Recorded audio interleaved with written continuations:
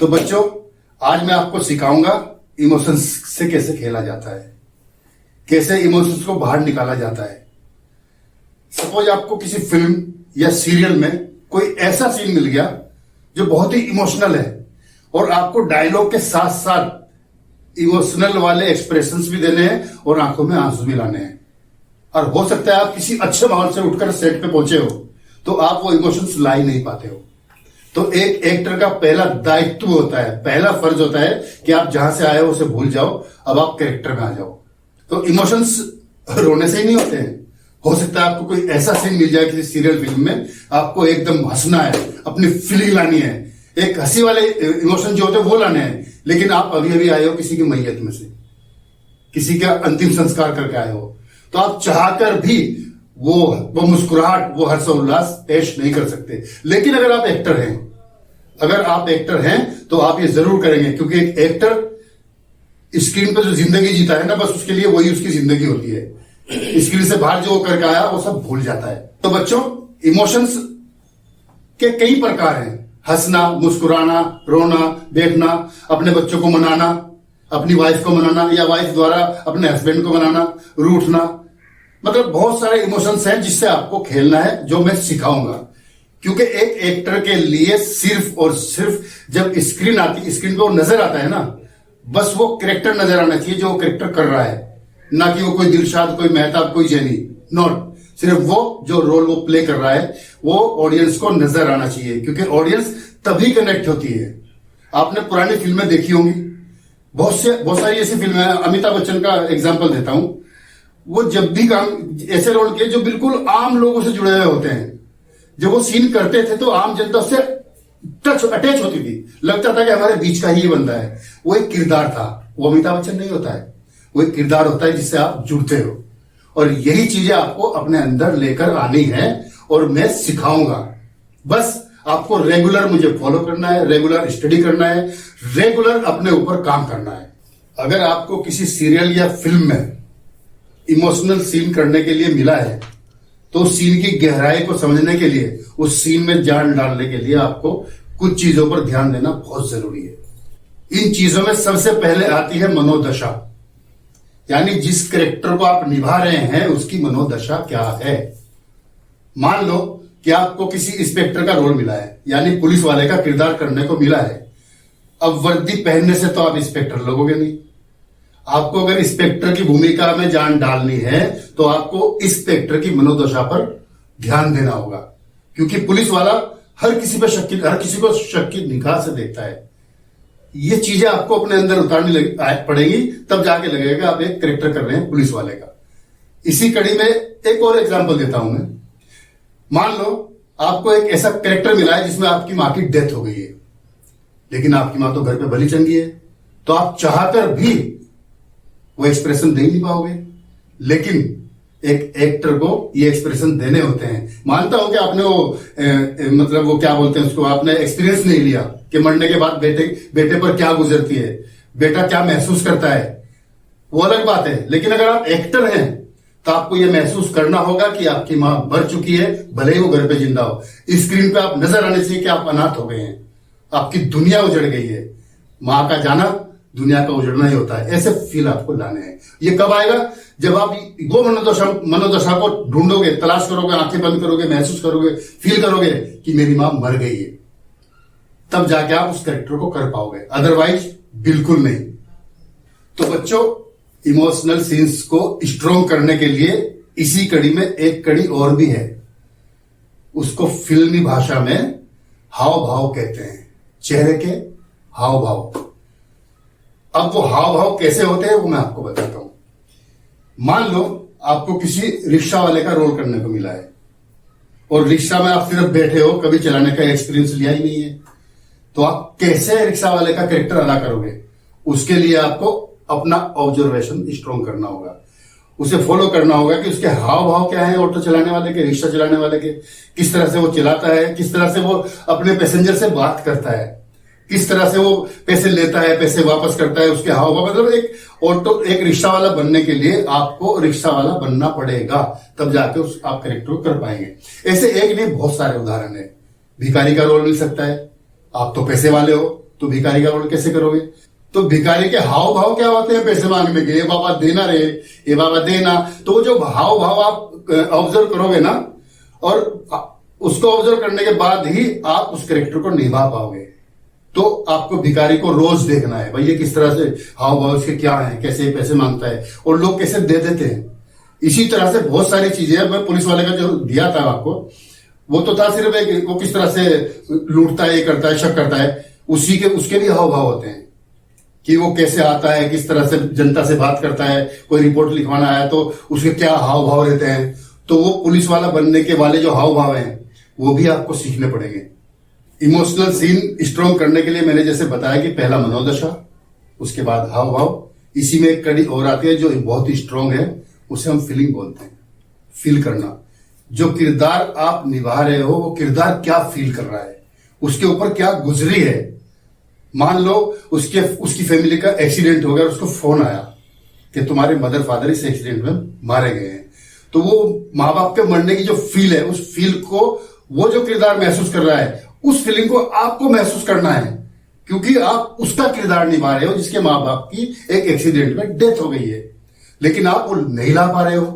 अब फील लाने के लिए हम लोग बहुत सारी चीजें देखते आए हैं। फॉर एग्जाम्पल, हमारी दीदी जिसको हम बोलते हैं, लता मंगेशकर जी, एक सैड सॉन्ग रिकॉर्ड कर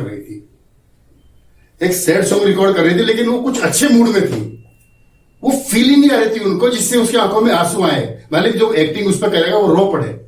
तो अचानक रिकॉर्डिंग रुकी, एक फोन आया और दीदी को किसी ने बोला कि आपकी मां की डेथ हो गई है।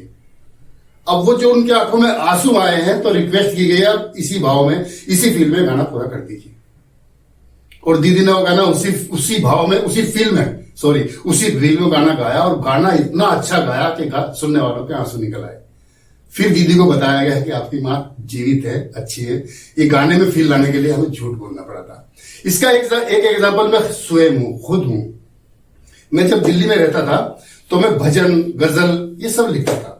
तो मुझे एक ऑफर आया, नवरात्रों के दिन चल रहे थे, तो एक ऑफर आया मुझे, आरके कंपनी का नाम था, रिकॉर्डिंग, ये आरके म्यूजिक के भजन लिखने। तो मैंने भजन लिखने के लिए, मैं तो भजन कभी लिखे नहीं है, तो नवरात्रों के 9 दिन रेगुलर मैं मंदिर में गया हूं। किस तरह से पूजा होती है, हलवा पूरी बांटा जाता है, वो सारी चीजें फील करने के बाद मैंने भजन लिखे। उस कैसेट का नाम था भक्त बुलाए माता आए, और सुपर डुपर हरिद्वार में हुई थी। ये फील करने से हुआ है। अगर मैं फील ही नहीं करता तो ये भजन नहीं होते, और लता जी अगर वो फील नहीं करती तो गाना नहीं बनता। तो बच्चों, ये 3 पॉइंट हैं, 3 चीजें हैं, मनोदशा, हाव भाव और फील करने के बाद ही आप अच्छी एक्टिंग कर सकते हैं, अच्छा सीन दे सकते हैं। क्योंकि ये तीनों चीजें मैंने इसलिए बताई हैं कि ये एक्टर के अंदर जब एंटर कर जाती है ना, तो फिर अंदर से एक्टिंग ही बाहर आती है। वो जो इंसान होता है वो कहीं खो जाता है। ठीक है, और ये आप तो अच्छी तरह जानते हैं कि मैं हवाओं में बात नहीं करता हूं, और सिर्फ बातों में ही काम नहीं निकालता हूं, मैं प्रैक्टिकल भी आपको करके दिखा रहा हूं, सिखा रहा हूं। इसी कड़ी में जोड़ने जा रहा हूं मैं एक और प्रैक्टिकल सीक्वेंस। वो सीक्वेंस ये है कि एक बंदे के साथ मुंबई में चीटिंग हुई है, और वो अपनी जो उस पर गुजरी है वो बयान कर रहा है।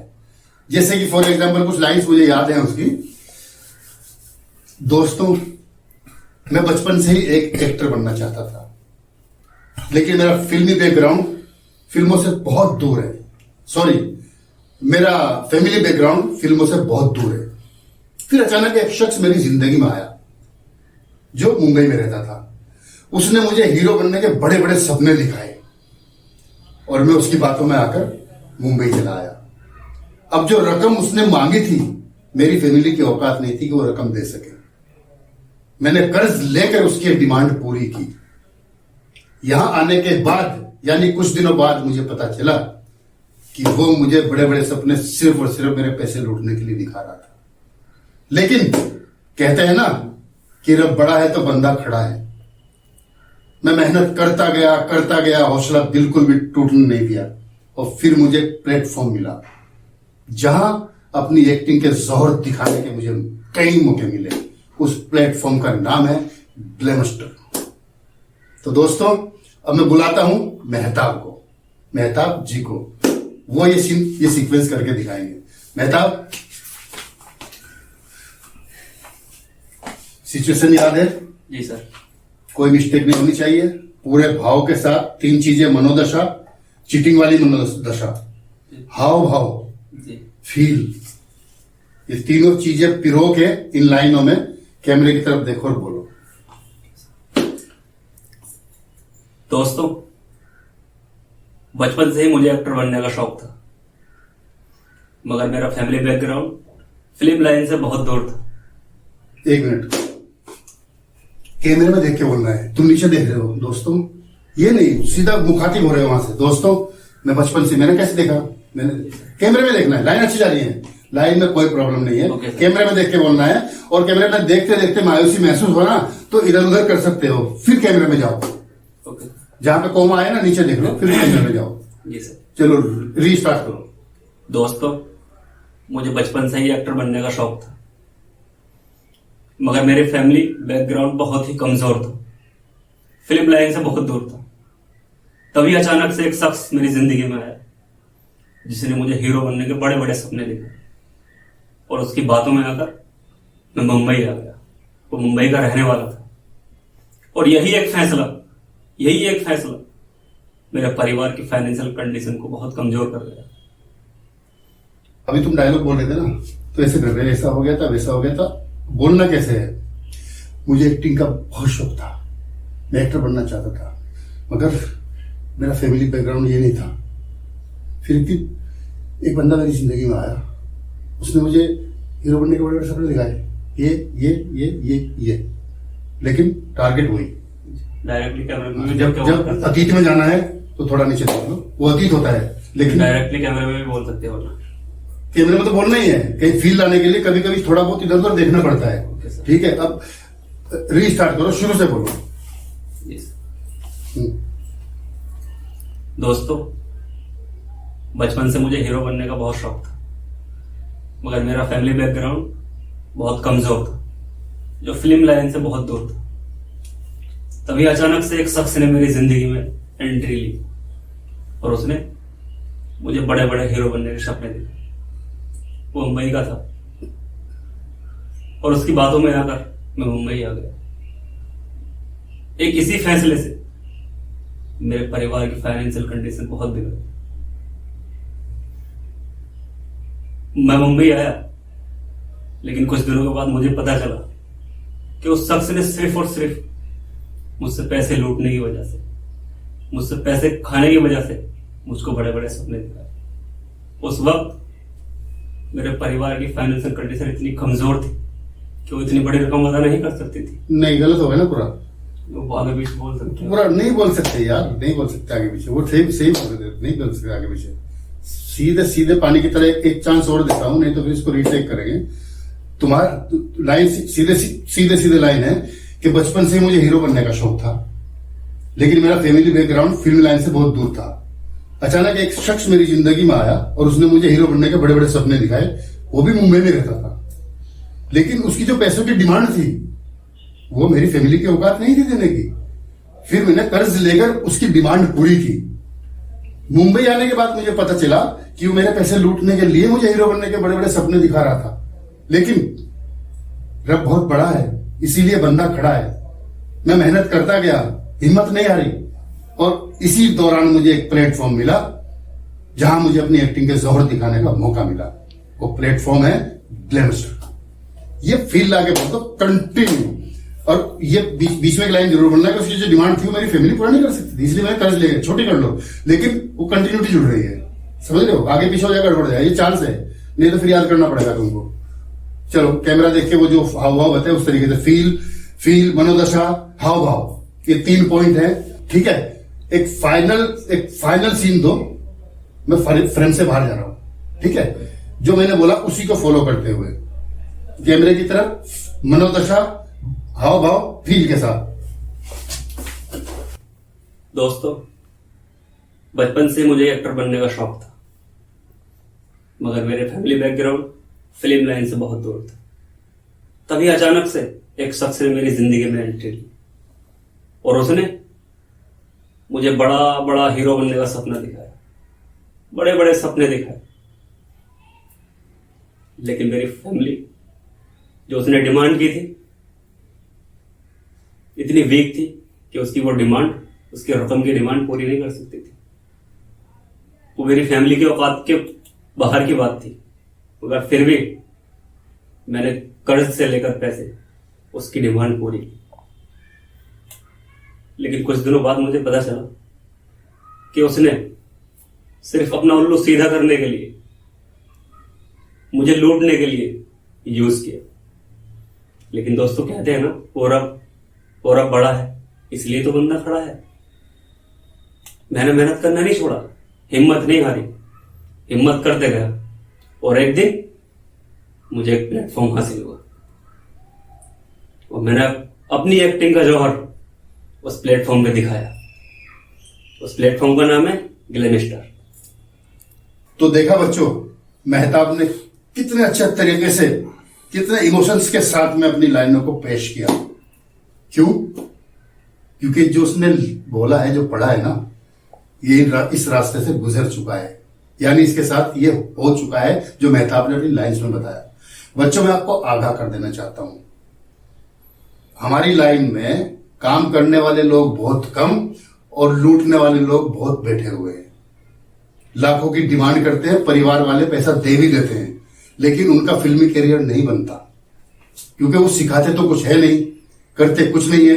इन लोगों से आप लोगों को होशियार रहना है। आपको मुंबई आना है, किसके कॉन्टेक्ट में आना है, वो कौन है और कहां तक आपको लेके जा सकता है, ये सारी जानकारी आपको पहले से होनी चाहिए। हमारा मकसद आपको एक्टिंग ट्रेनिंग देना तो है ही, साथ में कुछ गलत चीजों से बचाना भी हमारा मकसद है, क्योंकि आप जब हमसे जुड़ते हो तो हमारी फैमिली का एक हिस्सा बन जाते हो और हम नहीं चाहते कि हमारी फैमिली के हिस्से को जरा भी कोई नुकसान पहुंचा सके। मेहताब के साथ जो हुआ, जो गुजरा, वो उसने भी लाइनों के साथ आपको बताया, जो कि जैसा कि होता है आपको आगाह भी मैंने कर दिया है। अब एक और एग्जाम्पल मैं आपके सामने प्रैक्टिकल इमोशंस के साथ में रखने वाला हूं। इसका सीक्वेंस ये है, एक लड़की है जिसको उसकी माँ ने पाला पोसा, पढ़ाया लिखाया, एजुकेटेड बनाया और उसने इतने सारे अच्छे काम किए समाज में कि आज उसको वुमेन पावर का अवार्ड मिलने वाला है। अब सीएम साहब उसकी बहुत तारीफ कर चुके हैं। उस तारीफ के बाद लड़की माइक पे आती है और अपने इमोशंस जाहिर करती है। तो ये करने वाली है जेनी जो बोलने वाली, जो इमोशंस देने वाली है, वो लाइंस मैं पहले बता देता हूं आपको प्रैक्टिकल। सीएम साहब ने जो कुछ भी अभी कहा वो आपको सिर्फ शब्द लग रहे होंगे, लेकिन जब तक हम इन शब्दों की गहराई को नहीं समझेंगे तब तक हम एक नए भारत का निर्माण नहीं कर पाएंगे। सीएम साहब ने यह भी कहा कि मैंने बहुत नाम कमाया है, सक्सेस हूं, पूरी दुनिया में लोग मुझे जानते हैं, लेकिन ये मैंने जो भी कुछ कमाया है ना, इसमें सिर्फ और सिर्फ मेरी माँ का बहुत बड़ा हाथ है। उसने जो मुझे एजुकेशन दिया है उसका बहुत बड़ा हाथ है, उसने जो मुझे संस्कार दिए हैं उसका बहुत बड़ा हाथ है। तो मैं रिक्वेस्ट करती हूं, जो वुमेन पावर का अवार्ड मुझे दिया जा रहा है वो मेरी बजाय मेरी मां को दिया जाए। तो बच्चों, इस तरह की कुछ लाइन है। अब देखते हैं जेनी इनको कितना इमोशंस दे पाती है। बुलाते हैं जेनी को। जेनी, जो लाइन तुमको दी गई थी वो याद है? जी सर। इमोशनल के साथ में याद है? जी सर। 3 भाव दिए थे, 3 भाव, वो याद है? ओके, तो सिचुएशन बता चुका है, अवार्ड मिला है और लास्ट में मां को देखा। ठीक है, अब कैमरे की तरफ देखो और अपने इमोशंस पेश करो हर लाइन के साथ में। स्टार्ट।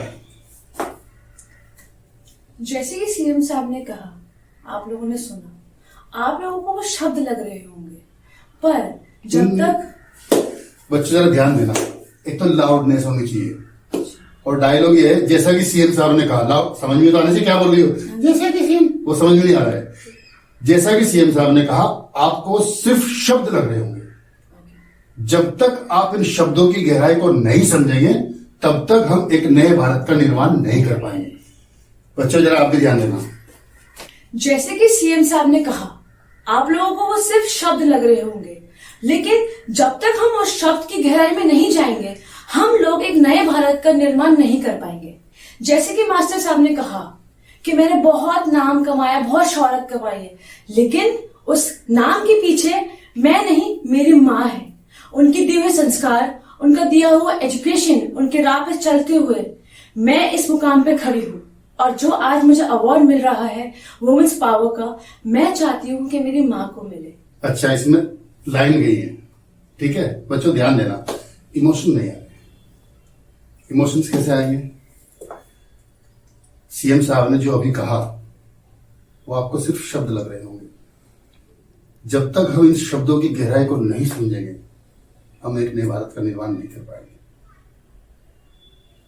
वो नया भारत बनाना है तो ऐसे नहीं हो, नया भारत बनाना पड़ेगा। और फिर अभी सीएम साहब ने कहा कि मैं बहुत सक्सेस हूं। नहीं, मैं अगर सक्सेस हूं तो उसके पीछे मेरी माँ ने जो एजुकेशन दी है वो, और मेरी माँ के संस्कार। मैं आप लोगों से हाथ जोड़ कर रिक्वेस्ट करती हूँ, जो वुमेन पावर का अवार्ड मुझे दिया जा रहा है, प्लीज वो मेरी माँ को यस इमोशंस लाओ, क्योंकि ये जो सेक्शन जा रहा है ना इमोशंस का है। जो बच्चे ध्यान से दिए, जो बच्चे देख रहे हैं ना, उन पे क्या प्रभाव पड़ेगा?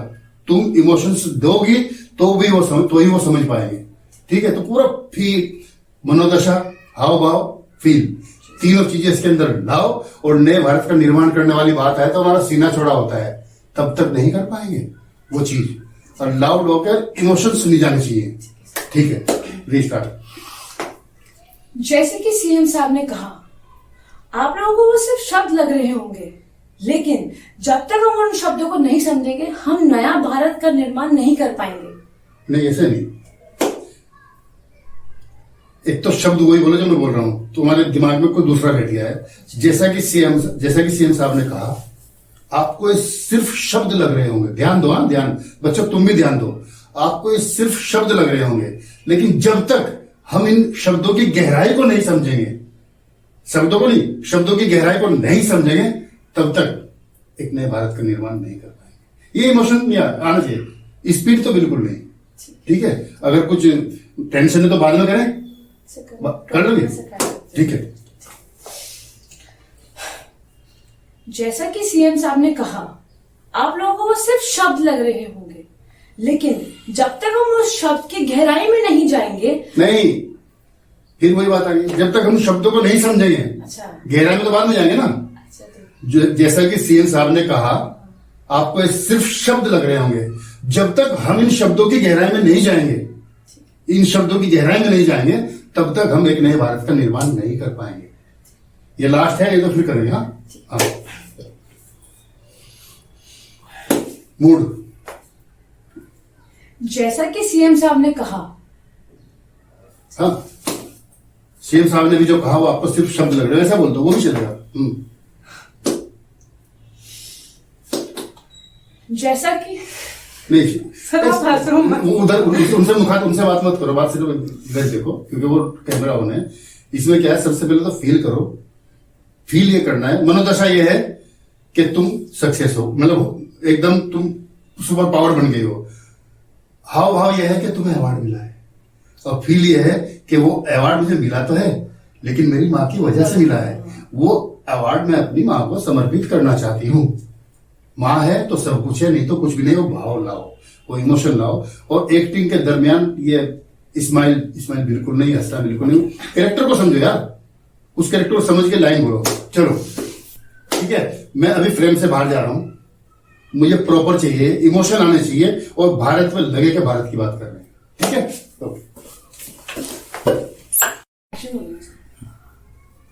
Okay, action. जो भी सीएम साहब ने कहा है, आप लोगों को वो सिर्फ शब्द लग रहे होंगे, लेकिन जब तक हम उन शब्दों की गहराई में नहीं जाएंगे, तब तक हम एक नए भारत का निर्माण नहीं कर सकते। जैसे कि मास्टर साहब ने कहा है, मैंने बहुत नाम कमाया है, बहुत शोहरत कमाई है, पर वो शोहरत मैंने खुद नहीं, मेरी माँ के वजह से मैं यहाँ हूँ आज। उनके दिए हुए संस्कार, उनकी दी हुई एजुकेशन, उनके राह पे चल के मैं आज यहाँ पे खड़ी हूँ। तो मैं आप लोगों से रिक्वेस्ट करती हूँ कि जो अवार्ड मुझे मिला जा रहा है, वो मुझे नहीं, मेरी माँ को दिया जाए, क्योंकि मेरी माँ डिजर्व करती है। मैं जो भी हूं यहाँ पे, सिर्फ और सिर्फ मेरी माँ की वजह से हूँ। और बहुत नसीब वाली हूं मैं कि मुझे एक ऐसी माँ मिली है। देखा बच्चों, थोड़ा टाइम तो लगता है, लेकिन जेनी ने परफेक्ट करके दिखाया। तो ये परफेक्शन मैं चाहता हूं आप नोट करते जाएं। आप मेरे लेक्चर तो मुझे उम्मीद है रेगुलर फॉलो कर ही रहे हैं, रेगुलर स्टडी भी कर रहे हैं। अभी तो प्रैक्टिस होम प्रैक्टिस भी मैंने चालू कर दी है, वो भी। और इमोशंस के साथ में कैसे खेला जाता है, क्योंकि इमोशंस क्या होते हैं, रोना इमोशन नहीं होता, उसमें लाया जाता है। हंसने में भी इमोशंस होते हैं, हर एक्टिविटीज में इमोशंस होते हैं, जैसा कि जेनी ने करके दिखाया, मेहताब ने करके दिखाया। तो बच्चों, अब एक खास बात मैं बताता हूं। एक्टिंग की जिंदगी ही एक ऐसी चीज है जिसकी कोई उम्र नहीं होती। एक्टर किसी भी उम्र का हो सकता है, 5 साल से लेकर 100 साल तक का, क्योंकि एक्टर उम्र के हिसाब से नहीं, एक्टिंग के हिसाब से जीता है। उसकी लाइफ ही एक्टिंग होती है। इसी सिलसिले में हमारे एक थोड़े से एजेड स्टूडेंट हैं, वो आने वाले हैं, जिनका नाम है राजकुमारी जी। बच्चों के साथ साथ हमारे पास हर एज के स्टूडेंट्स हैं, आ रहे हैं। आइए। तो जो लाइन आपको दी गई है वो आपने परफेक्ट याद कर ली। अब मैं लाइनों की सिचुएशन बता देता हूं, फील क्या लाना है आपको, मनोदशा क्या है कैरेक्टर की, हाव भाव क्या है, ये लाना है। तो बच्चों, सीक्वेंस ये है, एक लड़की को वुमेन पावर का अवार्ड मिला है। उसने कुछ ऐसे कारनामे किए हैं कि सरकार ने या स्थानीय सरकार ने खुश होकर उसको सम्मानित किया है। लेकिन उस लड़की की जो भावनाएं थी, उसे लगता था कि उसे जो अवार्ड मिल रहा है उसकी मां की वजह से मिल रहा है। तो इस अवार्ड से उसने अपनी मां को सम्मानित किया। अब ये मां का जो कैरेक्टर है वो राजकुमारी जी कर रही है, और वो कैसे मां के फील होती है कि मेरी बेटी ने मेरा कितना सम्मान बढ़ाया है, कितनी मुझे इज्जत मिल रही है, कितना बड़ा स्टेज में आके खड़ा कर दिया, ये इन्होंने सोचा भी नहीं था। तो बच्चों, ये सिचुएशन है। अब आप अपनी लाइन बोलिए कैमरे में देखकर, थोड़ा सा टर्न कीजिए, आगे मत जाइए, सिर्फ बॉडी टर्न। कैमरा उधर है, आप शुरुआत की इमोशंस के साथ में एकदम फील कीजिए कि बेटी ने ये किया। आज मेरी बेटी ने जो किया, मैंने कभी उसकी कल्पना भी नहीं की थी, लेकिन आज उसने वो कर दिखाया जो आज की लड़कियों के लिए एक प्रेरणा बन चुकी है। मैं सभी औरतों से कहना चाहती हूं कि औरत सिर्फ एक नाम नहीं, बल्कि एक देखो, इसमें फील नहीं आ रहा है। एक माँ, जो माँ को मिलता है सम्मान, मैं बताऊं आपको कैसे करना है, थोड़ा इमोशनल हो गए। मैं बताऊं? लाइन क्या मिल रहा है, पहली लाइन क्या आपकी? मेरी बेटी ने आज वो करके दिखाया है। मेरी बेटी ने आज वो करके दिखाया जिसकी मैंने कल्पना भी नहीं की। आज मेरी बेटी दूसरी बेटियों के लिए एक प्रेरणा बन गई है। मैं तो सोच भी नहीं सकती थी। बड़ी गरीबी के दामन में उसको पाला पोसा, उसने आसमान पे बिठा दिया मुझको। ऐसी बेटी, मैं बहुत खुशनसीब हूँ, बहुत खुशनसीब हूँ। ये फील लाना है आपको, डायलॉग आपके, मेरे डायलॉग नहीं है, फील लाना है। आंखें लंबी हो जाएंगी ना तो मुझे बड़ी खुशी होगी, ठीक है? थोड़ा सा बॉडी ऐसे रखो, अब ज्यादा हलचल ये मत, ऐसे मत करो, एक ही जगह खड़े हैं, फुल इमोशन के साथ रो पड़ो, आंखों में आंसू आ जाए, क्योंकि आपको ये सम्मान की उम्मीद ही नहीं थी और एक बेटी ने दिलवा दिया। बच्चों ध्यान दीजिए। आज मेरी बेटी ने वो कर दिखाया है जिसकी मैंने कभी कल्पना नहीं की थी, मगर आज वो सभी लड़कियों के लिए एक प्रेरणा बन गई है। मैं सभी औरतों से कहना चाहती हूं कि औरत एक नाम नहीं, एक जिम्मेदारी है। यहाँ पे इससे पहले इमोशन था, अब आप औरतों को समझा रही है। मैं सभी औरतों को एक बात बता देना चाहिए, औरत सिर्फ एक नाम नहीं है, बल्कि एक जिम्मेदारी है। एक ऐसी जिम्मेदारी जिसके दामन में सारे रिश्ते समाते हैं। हर औरत का फर्ज बनता है कि इन रिश्तों की हिफाजत करे।